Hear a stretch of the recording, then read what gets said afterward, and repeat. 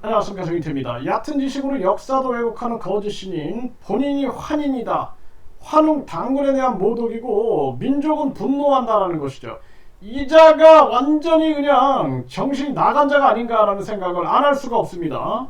이자가 그동안 재림 예수다, 뭐 삼위일체 하나님이다, 뭐 그렇게 떠들어댔습니다. 우주만물 창조신이다, 뭐 미륵이다, 이렇게 떠들어댔는데 이제는 민족에 대한 모독까지 해대고 있는 것입니다. 정말 기가 막힌 일이 아닐 수가 없어요. 본인이 환인이다라는 겁니다. 환인. 그래서 이 환인, 본인이 환인이고 그러면은 본인의 아들이 이제 환웅이 되는 거죠. 자, 우리 국민 여러분들, 이거 가만둬야 되겠습니까? 그리고 이 단군에 대해서도 자기 손자가 되는 거예요. 네, 이런 식의 모독을 한 겁니다. 이자가 아주 기가 막힌, 아주 이거 파렴치한 자입니다. 이자를 가만둬서는 안 된다. 이거 저는 대한민국 국민으로서, 대한민국의 이 한 민족으로서 저는 이거 아주 분노를 금할 수가 없어요. 이자가 어떻게 이럴 수가 있는가. 그래서 우리가 역사적으로 본다라면은 일본이 이 환국을 환희로 바꿨다라는 사실을 이 지상파 방송에서 보도한 바가 있습니다. 그래서 지금 대한민국 역사가 완전히 이 식민 사학자들, 자기 학대를 하고 있는 이 식민 사학자들과 사대주의 학자들, 그리고 이런 반사회적인 이런 교주 때문에 지금 완전히 이 역사가 모독을 당하고 있는 것입니다. 그래서 우리가 이 환국이라는 게 있다라는 거예요. 환국. 그 환국에 여러 환인, 여러 환인들이 이렇게 지배 체제를 갖추고 있었던 그러한 모습이다. 이런 부분으로 이제 지금 많은 학자들이 탐구를 하고 있습니다. 이 근거를 밝히느냐고 얼마나 많은 민족사학자들이 고생을 하고 있는지 몰라요. 그리고 환웅도 마찬가지죠. 이 환웅이 18대에 환웅이 있었다라는 이러한 사실을 하나하나 밝혀나가고 있는 거예요. 치유천왕 같은 경우에도 배달국의 14대 환웅이었다라는 부분들, 이런 것들이 하나하나 지금 나타나고 있는 것입니다.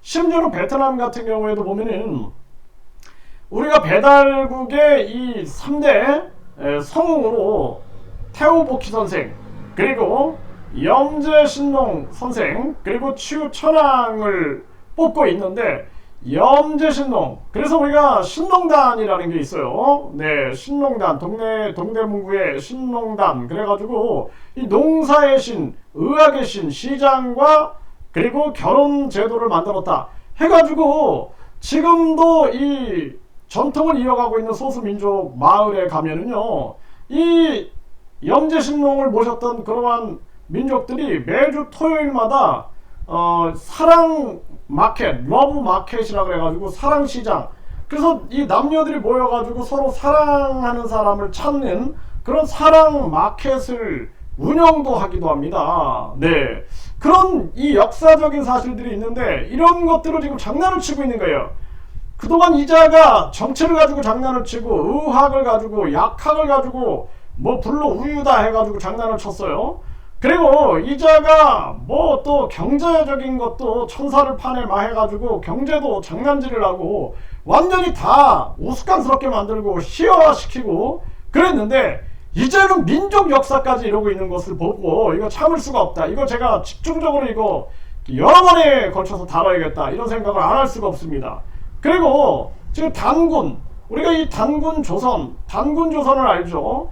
그래서 제가 요즘에도 이 많은 우리 그 민족사학자들이 배달국 역사, 저 어렸을 때만 해도 배달의 기수라는 것을 계속 방송을 했습니다. 배달의 기수, 배달의 민족이다. 그래서 요즘에 배달의 민족 그러면은 무슨 짜장면 배달하는 거로 생각을 하고 있는데 저는 아주 눈물이 납니다. 그거 보면은 우리가 이 배달, 박달, 밝은 민족, 광명의 민족, 이걸 찾기 위해서 일제는 이거를 다 소멸시키려고 하는 거예요. 민족 역사를 다 소멸시키려고 했기 때문에 이 배달이라는 것을 지키기 위해서 배달이라는 말을 못 쓰게 하는 거죠. 이자들이 배달이라는 말을 못 쓰게 하고 그 속에서 이거를 지켜와가지고 이 배달의 역사, 그래서 이 배달국에 대한 역사를 탐구할 수 있는 카자흐스탄이라든지 또는 우즈베키스탄이라든지 또 이런 나라들, 키르기즈스탄, 여기에서도 이러한 역사들을 탐구해 가고 당군에 대한 주화를 발행했다. 이런 것들도 왜 그런가라는 것을 역사적으로 우리가 탐구해 나가는 게 굉장히 중요합니다. 중앙아시아의 역사라든지 또는 이 아메리카 원주민들의 역사에서 왜 우리와 유사한 역사가 나오고 있는가. 그리고 한자 같은 경우에도 이게 동이민족이 만들었다라는 것이죠. 우리 민족이 만들었다라는 이러한 부분들, 이런 것들을 민족사학자들이 탐구하고 있고, 저나 김태원 감독님도 지금 많은 우리 고구려 유민들, 고구려 유민들뿐만 아니라 치우천왕의 후예들, 그러니까 몽족이라 그러죠. 몽족, 묘족 이렇게 얘기를 하는데, 이런 것들을 탐구하기 위해서 계속 연구하고 토론하고 이런 것들을 계속하고 있습니다. 그런데 이거를 본인이 환인이다, 저 거짓말쟁이가 환인이다, 이런 일이 어디 있는가. 진짜 이거 정말 분노가 치밀어 오르지 않을 수가 없어요. 응? 저런 거짓말쟁이가 완전히 박근혜랑 결혼하기로 했다, 이병철 양자였다, 이게 완전히 그냥 사람들 가지고 누구랑 결혼하기로 했다라는 거짓말, 그리고 이병철 양자였다. 그때는 이병철 양자가 아주 자기한테는 큰 거였던 거예요. 큰 거. 근데 이제는 환인이라 그러는 거예요. 그때는 박정희 비선이었다라는 게 자기한테 엄청 큰 병풍 효과였는데, 이제는 막 예수가 나다, 뭐 이제 미륵이 나다, 그리고 삼위일체 하나님이 나다, 우주만물 창조신이 나다, 천지 창조신이 나다, 이렇게 떠들어대더니 이제는 환인이다, 내가 환인. 그리고 이제 자기 아들이 환웅이 되고 손자가 단군이 되는 거예요. 이런 정말 이자를 가만두면 안 됩니다. 이거 민족 종교라든지 민족 학자들이 이자 이거 용서하면 안 돼요. 지금 남편 보는 데에서 부인의 가슴을 터치해가지고 많은 사람들이 문제 제기했는데, 뭐 이제 그런 적이 없는 것처럼 막 떠들어대다가 이번에 PD수첩에서 영상이 공개가 됐죠. 네, 이런 정황인데 이런 파렴치한 자가 어디 그냥 추악한 입을 가지고 이런 역사를 모독하는 얘기를 하냐라는 것입니다. 이거 용서하면 안 됩니다. 그 비호 세력들도 싹 다 잡아가지고 반드시 이거 민족의 심판을 받게 해야 한다. 저는 그렇게 생각을 합니다. 그리고 이 단군 역사, 이 단군 조선의 역사도 완전히 이게 모독하고 있는 거예요. 정말 기가 막힌 일이 아닐 수가 없고, 뭐 우리 역사에서 보면은 뭐 알에서 나왔다, 뭐 박혁 가수라든지 또는 주몽이라든지, 이거는 난생설화라 그러는 거예요. 이자가 완전히 그냥 얕은 지식 가지고 장난질을 하고 있는 겁니다. 난생설화가 이 동이족이 가지고 있는 역사예요. 그래서 이 베트남도 보게 되면은 난생설화를 얘기합니다. R에서 100명이 나오고, 이게 난생사화다, 난생설화다, 이렇게 보면 돼요. 그때는 이제 구전으로 역사를 전했고, 이 문자를 잘 사용을 못했기 때문에, 그러다 보니 신화적인 요소를 가지고 설명을 한 거예요. 그 신화라는 것은 신화적 요소를 통해서 역사를 설명했다라고 보면 되는 겁니다. 이런 부분들이 있는 겁니다. 네? 그런데 그걸 비행접시하고 비슷하지 않느냐.